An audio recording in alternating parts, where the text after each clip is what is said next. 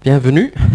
C'est avec une grande humilité, mais vraiment par la grâce que je suis devant vous ce matin. Il y a 2-3 jours, j'ai encore dit à mon frère, je ne sais pas si j'ai la force de faire le message, même si je l'avais déjà préparé depuis un bon moment. Le Seigneur a vraiment démontré encore sur ma vie pendant cette fin de semaine qu'il est avec nous, qu'il est là.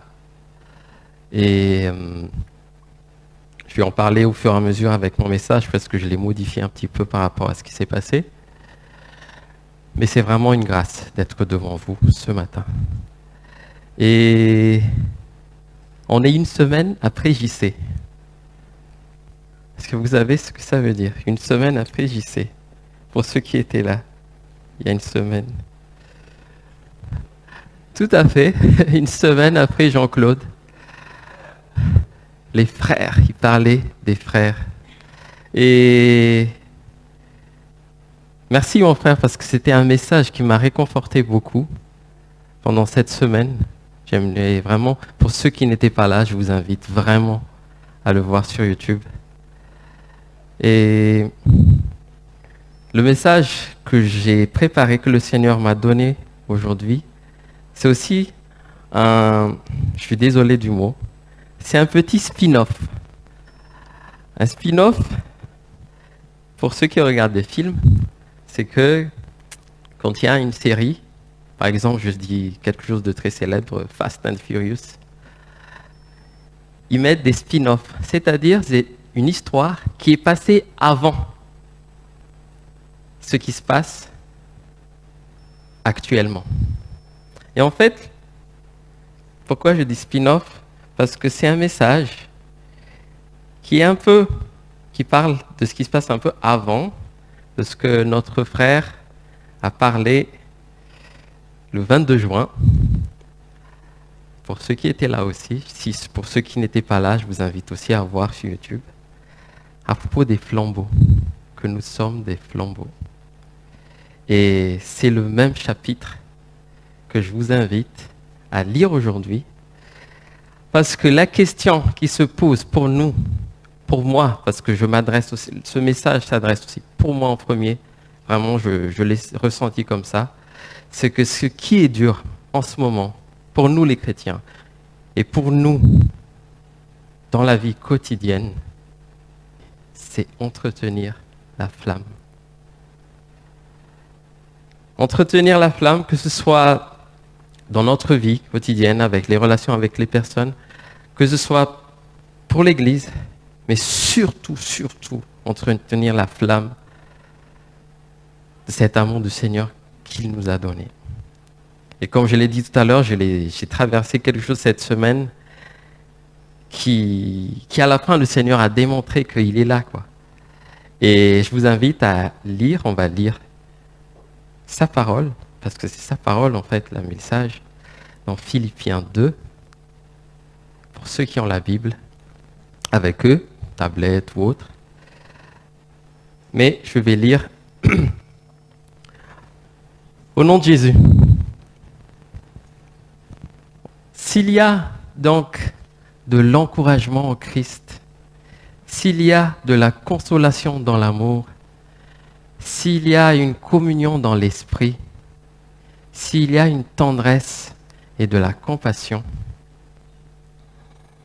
rendez ma joie parfaite en vivant en plein accord.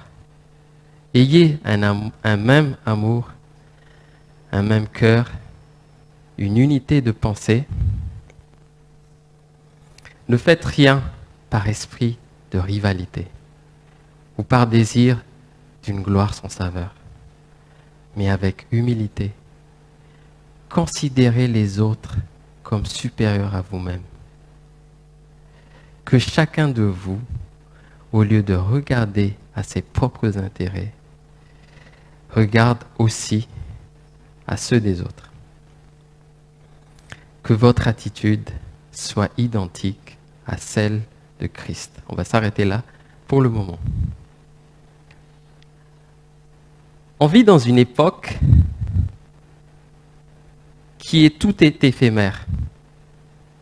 On sait déjà que tout est accéléré, tout va très vite et tout ça. Mais ce qui est vraiment néfaste avec tout ça, c'est que rien ne dure. J'ai parlé avec quelqu'un cette semaine, j'ai dit que nous,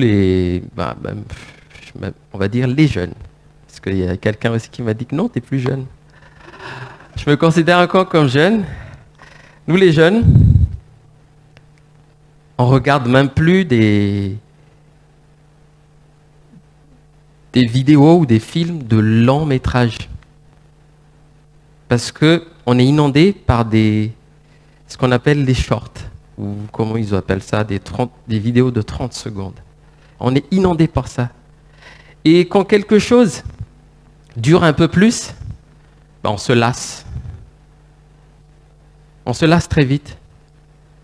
Et ça a affecté notre vie quotidienne. On n'arrive plus à se concentrer à quelque chose. On n'arrive plus à avoir cette constance. Et ça affecte notre vie sentimentale. Ça affecte notre vie spirituelle, notre vie corporelle. Parce qu'on ne veut même plus aller courir. On est essoufflé dès qu'on monte trois marches. Et c'est pour ça que ce message, je dirais que le Seigneur nous a donné un magnifique message à travers sa parole. Comment entretenir la flamme? Paul écrit à l'église de Philippe en Macédonie. Quand il écrit cet épître, il est en prison.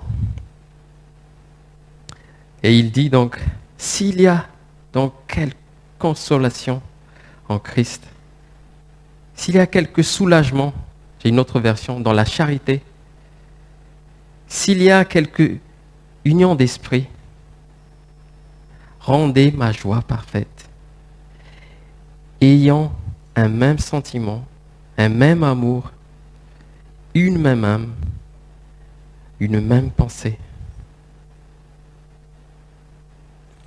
En fait, Philippe démarre par un rappel d'unité. Parce que, comme l'autre frère nous a dit il y a une semaine, et c'est écrit dans Psaume, « Oh, voici qu'il est agréable, qu'il est doux pour des frères de demeurer ensemble. » Psaume 133, verset 1. C'est agréable de rencontrer les frères et sœurs le dimanche. Je vois des visages que je n'ai pas vus depuis quelque temps et ça fait vraiment plaisir. Et c'est ça en fait, raviver la flamme, entretenir la flamme. Parfois, on n'arrive pas à faire l'étape de se rapprocher. On va parler, après c'est qui la source de la flamme, vous le savez déjà, c'est Jésus.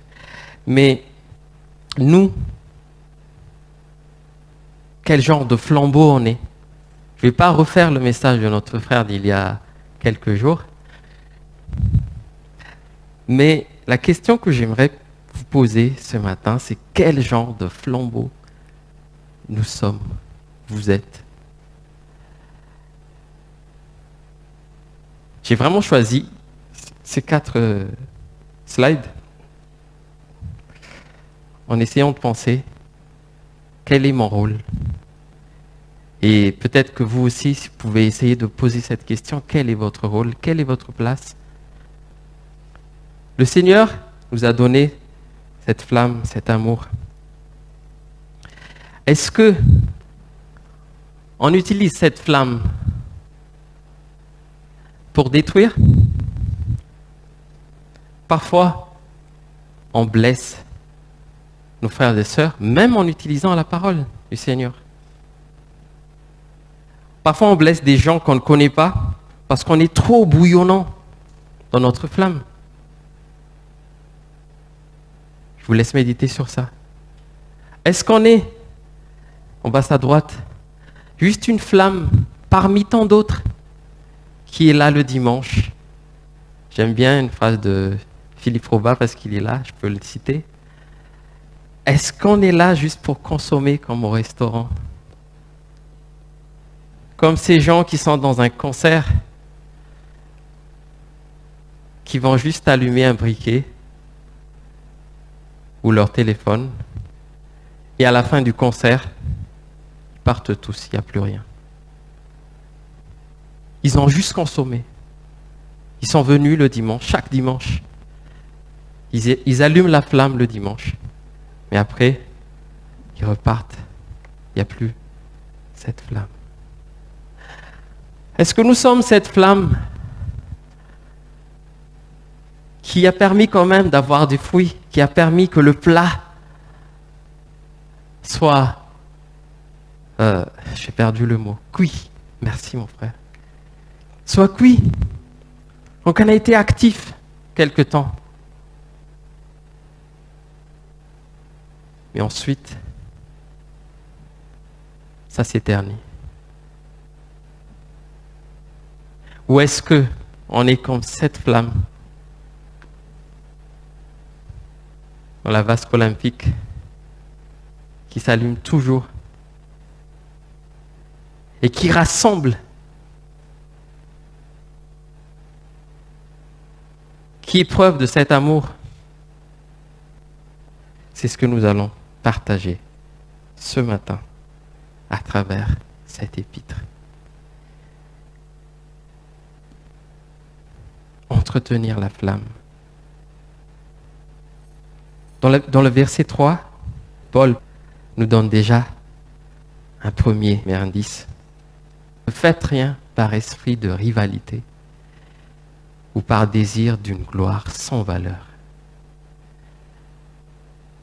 mais avec humilité, considérez les autres comme supérieurs à vous-même. Qu'est-ce que cela reflète? Cela reflète que il faut qu'on soit unis, qu'on soit tous égaux, qu'on considère les autres pas comme inférieurs, mais supérieurs à nous-mêmes. Et pour ça, il faut vraiment qu'on soit dans cet amour du Christ. Dans Corinthiens, il nous dit, l'amour est patient, il est plein de bonté. L'amour n'est point envieux, l'amour ne se vante point, il ne se s'enfle point d'orgueil, il ne fait rien de malhonnête, il ne cherche point son intérêt, il ne s'irrite point, et il ne soupçonne pas le mal. Quand on est dans cet amour du Christ,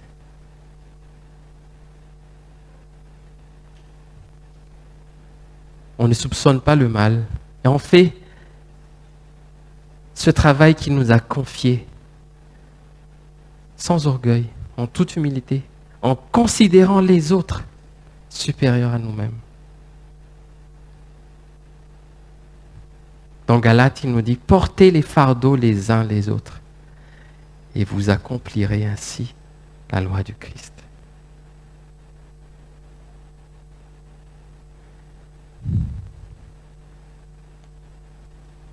Il y a le verset 4 qui nous dit que chacun de vous, au lieu de considérer ses propres intérêts, considère aussi ceux des autres. Que chacun de vous, au lieu de regarder ses propres intérêts, regarde aussi à ceux des autres. Une fois qu'on prend cette attitude de suivre le Seigneur en considérant les uns les autres, on s'insère dans cette flamme du Seigneur. On ne se met pas à côté.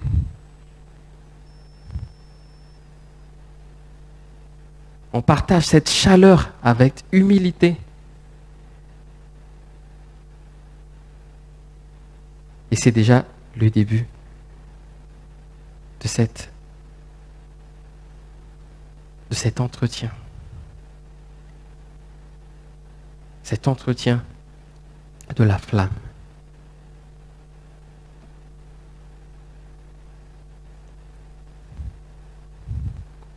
Mais qui est la flamme? Qui est la source qui nous a donné ça? Jésus, la lumière, la source. Le verset 5 nous dit « Ayez en vous les sentiments qui étaient en Jésus-Christ. » Ce qu'il nous faut passer à cette deuxième partie. On va le lire ensemble, versets 5 à 11, avant de le décortiquer un petit peu aussi comme ce qu'on a fait tout à l'heure. Que votre attitude soit identique à celle de Jésus-Christ.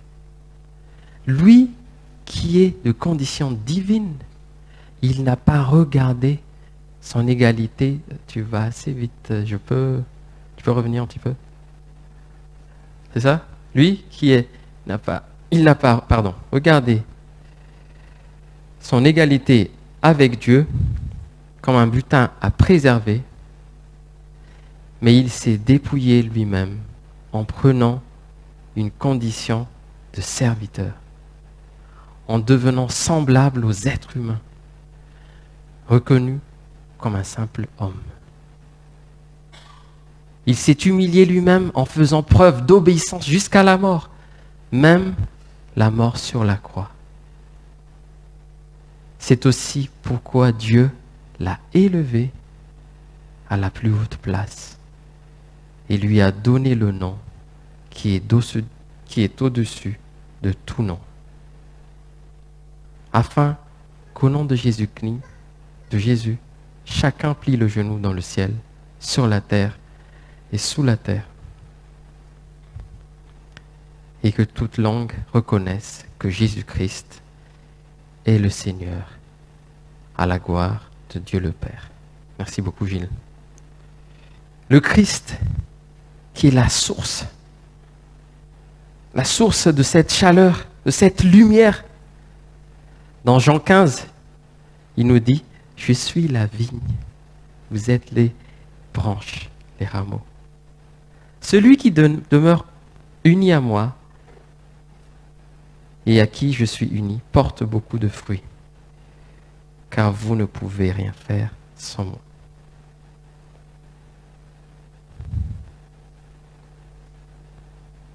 Jésus, même en étant Dieu, s'est humilié. Il a tout le pouvoir parce qu'il était déjà Dieu avant de venir. Il pouvait faire en un claquement de doigts, faire tout ce qu'il voulait. Mais il s'est humilié. Il est venu. Il n'est pas juste venu, mais il s'est mis à notre niveau. Excusez-moi. Il s'est mis à notre niveau.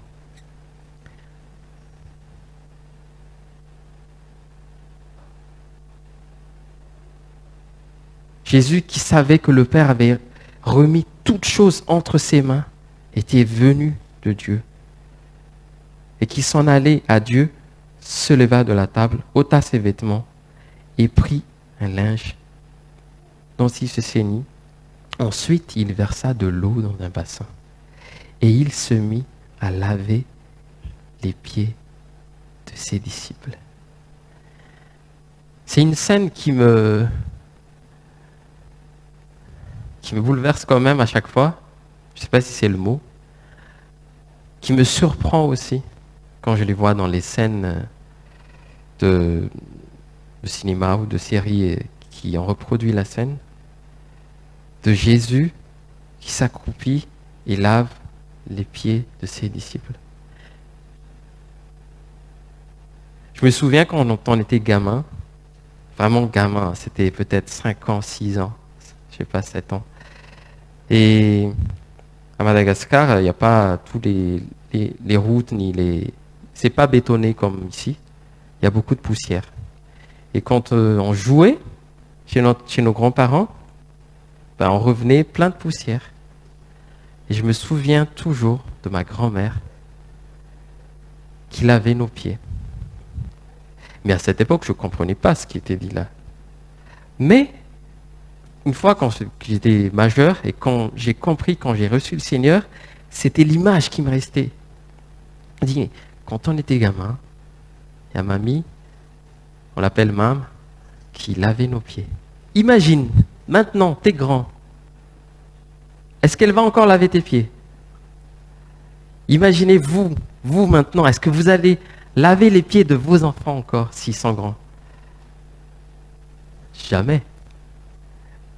Et même s'il va dire, est-ce que tu peux laver mes pieds? Tu vas dire, mais t'es fou toi. Ben, va te laver tes pieds tout seul. Et en fait, ça donne vraiment réflexion.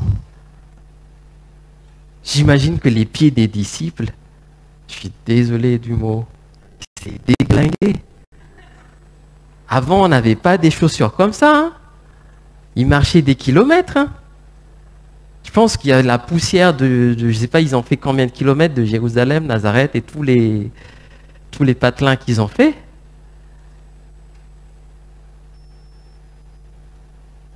Et le Seigneur qui s'abaisse, il lave les pieds. Qu'en est-il de nous? Je vous ai raconté tout à l'heure que pendant cette semaine, j'ai vécu quelque chose qui m'a choqué, on va dire. Et comme je le dis souvent à mon frère ici, je lui dis, quand on discute, je dis, tu sais, avec tout ce qui s'est passé déjà dans notre vie et tout ça, tu te dis, ouais, maintenant je suis un bonhomme, je suis fort, le Seigneur est avec moi. Et en fait, non, t'es un gamin, tu pleures. Ça fait longtemps que j'ai pas pleuré. Et quand je lui ai envoyé un message, je ne sais plus c'était quel jour, je lui ai dit, je suis vraiment dans plein d'hésitations. Parce que ça fait longtemps que je n'ai pas ressenti ça. Et je croyais que j'allais pas ressentir ça, plus jamais, quoi. Je suis un bonhomme, quoi. Non, en fait. On n'est pas un bonhomme. Et c'est là, en fait, pourquoi le Seigneur m'a fait passer ça. C'est là qui m'a fait réfléchir. C'est que des fois, on perd cette humilité. On perd cette humilité. On se dit que oui, on a fait telle chose. Et en tant qu'humain, on se dit, ouais, ça va, maintenant j'ai passé ça. Non. Le Seigneur est là pour nous rappeler que tout ce qui a été fait dans notre vie, c'est uniquement grâce à lui. Et c'est pour ça que j'ai commencé le message à vous dire, c'est vraiment une grâce d'être là devant vous aujourd'hui. Parce qu'on ne sait pas ce qui va passer demain. On ne sait pas ce qui va se passer ce soir. On ne sait pas ce qui va se passer dans quelques minutes. Entretenons la flamme.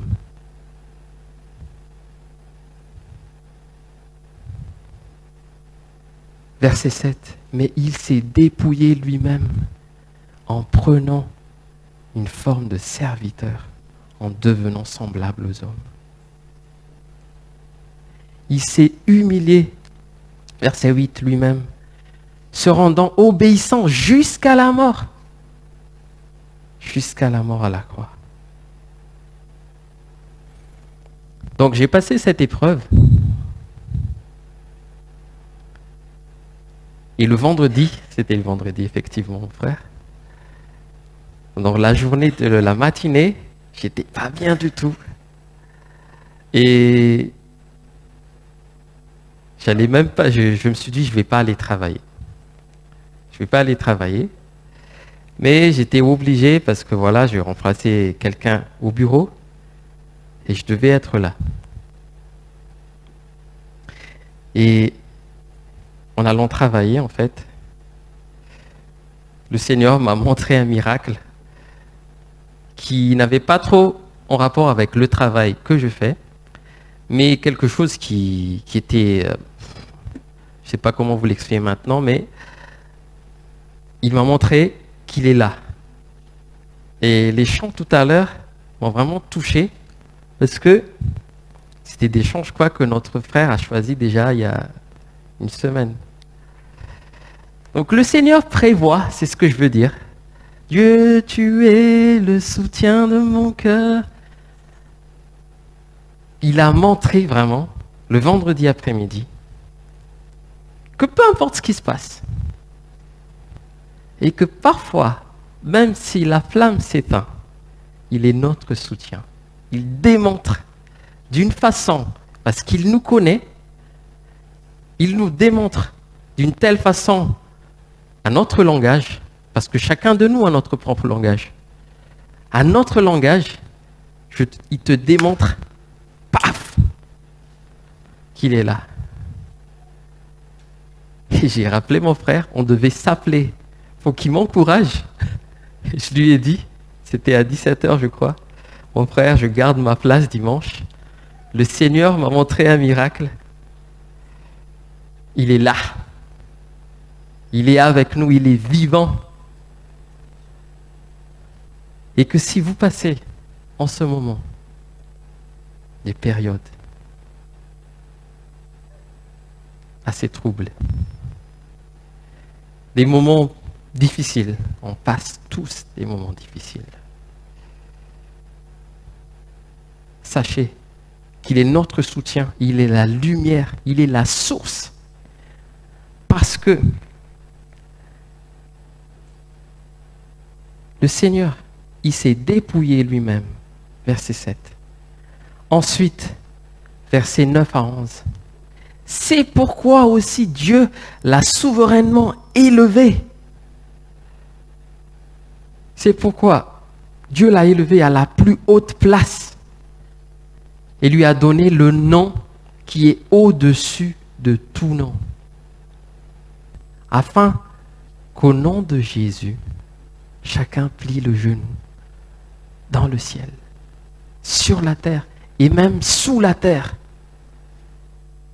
Et que toute langue reconnaisse que Jésus-Christ est le Seigneur, à la gloire de Dieu le Père. Qu'est-ce qu'on peut faire? Qu'est-ce qu'on peut faire? Et en fait, il faut juste qu'on le suive, on copie ce qu'il a fait. Jacques nous dit, humiliez-vous, Jacques chapitre 4, verset 10. Humiliez-vous devant le Seigneur et il vous élèvera. Dans Corinthiens, il nous dit, car vous connaissez la grâce de notre Seigneur Jésus-Christ, qui pour vous s'est fait pauvre, de riche qu'il était, afin que par sa pauvreté, vous puissiez enrichir. Demandons pardon au Seigneur pour notre égoïsme, pour nos regards parfois qui ne regardent que nos intérêts. Et même parfois quand on fait quelque chose dans la maison du Seigneur, on est tenté à regarder notre propre intérêt. Humilions-nous devant le Seigneur pour intégrer la flamme et l'entretenir et porter des fruits. Parce que nous savons très bien que notre vie et l'espoir que Jésus nous a donné quand il nous a donné sa paix, il nous a donné sa paix. Et ça ne s'arrête pas là. Il nous dit, dans Jean 14, il y a beaucoup de demeures dans la maison de mon Père. Si ce n'était pas le cas, je ne vous l'aurais pas dit. Je vais vous préparer une place. Et puisque je vais vous préparer une place, je reviendrai et je vous prendrai avec moi, afin que là où je suis, vous y soyez aussi. Vous savez où je vais et vous en savez le chemin. Quelle magnifique promesse, non? Je Je me souviens, je repense toujours un petit peu à ma grand-mère parce que la semaine passée, en fait, c'était son anniversaire. Et je me souviens quand on était gamin, et je le fais aussi avec mon neveu en ce moment. Donc, quand on allait chez nos oncles ou nos tantes, on ne voulait pas rentrer. On voulait rester là. On voulait jouer avec nos cousins. On voulait jouer là parce que ça fait longtemps qu'on n'a pas vu nos tantes ou nos oncles. Et je le ressens tellement quand je rends visite à mon neveu. Il se colle à moi tout le temps. Et c'est vraiment un bonheur. Et même vendredi soir, il a fallu que je le couche dans son lit vers 22h15, 22h30 avant que je parte. Sinon, il ne voulait pas que je parte. Et en fait, là où je veux en venir, c'est que quand on est enfant, qu'il y a quelqu'un qui nous est cher, et on lui dit, je vais partir un moment, mais je reviens et je t'emmène. Et on va aller au parc, on va aller faire quelque chose. Et il est content, le gamin. Et nous aussi, on était contents quand on lui disait ça. Et c'est ce qui est là, en fait. C'est ce que le Seigneur nous dit. Et il n'est pas parti juste comme ça. Il nous a d'abord laissé sa paix. Il s'est donné à la croix. Hein. Il s'est humilié jusqu'à la mort pour nous sauver. Et avant de partir, il nous a donné cette promesse qui prépare une place pour nous. Je pense qu'il n'y a plus rien à ajouter pour entretenir la flamme, non? Pour entretenir la flamme, en fait, c'est écouter Jésus. Il y a une troisième étape, quand même, que le Seigneur a laissée. Et c'est parfois un peu difficile de rester dans la prière. Rester dans la prière et pas seulement prier pour nous, mais considérer les autres, comme il a été dit dans les versets précédents, comme supérieurs à nous. Et quand on dit les autres, ce n'est pas forcément les gens qui sont bien avec nous, qui sont toujours là avec nous tous les jours. Matthieu nous dit, mais moi, je vous dis, aimez vos ennemis, bénissez ceux qui vous maudissent, faites du bien à ceux qui vous haïssent et priez pour ceux qui vous maltraitent et qui vous persécutent. C'est chaud ça. Parfois même quand on dispute avec quelqu'un qu'on aime, c'est difficile de prier pour lui, quoi. Donc imaginez les gens qui vous ont persécuté. Je pense que nos frères iraniens ou dans d'autres pays aussi peuvent bien comprendre ça, d'être persécutés. Et c'est difficile de prier pour ces gens qui nous ont persécutés. Mais c'est ce que le Seigneur nous demande. Et c'est quoi l'étape? Il y a quand même une étape, il nous donne une étape avant pour qu'on ne soit pas perdu. C'est ça qui est magnifique avec le Seigneur. On commence par ceux qui sont avec nous. Dans Colossiens, il nous dit, supportez-vous les uns les autres. Et si l'un a sujet de se plaindre de l'autre, pardonnez-vous réciproquement. De même que Christ vous a pardonné, pardonnez-vous aussi. En fait, il ne nous lâche pas comme ça, à prier pour nos ennemis, à prier pour les autres qu'on ne connaît pas. On peut s'entraîner tous les jours, en fait. Comme notre frère Jean-Claude nous a dit la semaine dernière, par des visites de nos frères. Même s'ils ne sont pas en accord avec nous, des fois, on doit les supporter. Supportons-nous les uns les autres. Pardonnez-vous aussi. Demandons pardon à nos frères, nos sœurs, peut-être que nous avons blessés. Parce que parfois, comme je vous le dis, on est des gamins. Je suis un gamin, je l'accepte. Et dans l'épître de Jean, il nous dit vraiment, épître Jean, le premier épître, donc chapitre 3, verset 18, petits enfants, n'aimons pas en parole et avec la langue, mais en action et avec vérité. Amen. N'aimons pas en parole et avec la langue, mais avec vérité. Il y a un écrivain que j'aime beaucoup qui dit, j'ai pas la phrase exacte, hein, mais je vais paraphrase, il dit, pas forcément, on n'est pas obligé de dire je t'aime pour montrer qu'on est romantique. Un truc comme ça. Et là, en fait, c'est ça. C'est que parfois, on dit on aime le Seigneur, on aime le Seigneur, on aime nos frères, on aime nos sœurs. Mais dans nos actes, c'est pas le cas. Moi en premier, hein. C'est pour ça que j'ai dit au début de le message, en fait le message, je m'adresse à moi en premier. Mais cet amour s'entretient ensemble par la communication fraternelle. C'est pour ça qu'il nous dit, supportez-vous les uns les autres. Et si l'un a un sujet de se plaindre de l'autre, en termes actuels, c'est que si vous vous engueulez avec l'autre, en fait, vous avez un truc qui va pas bien avec l'autre, ben, allez vous parler, pardonnez-vous. Toujours en humilité et servir avec joie. Romain nous dit, je vais bientôt terminer, vous inquiétez pas. Par amour fraternel, soyez pleins d'affection les uns pour les autres.